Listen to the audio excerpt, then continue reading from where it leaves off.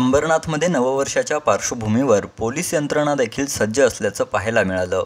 शहरात नववर्षाचं स्वागत आणि सरत्या वर्षाला निरोप देण्यासाठी नागरिकांनी वेगवेगळ्या पार्ट्यांचं आयोजन करून नववर्षाचं सेलिब्रेशन केलं.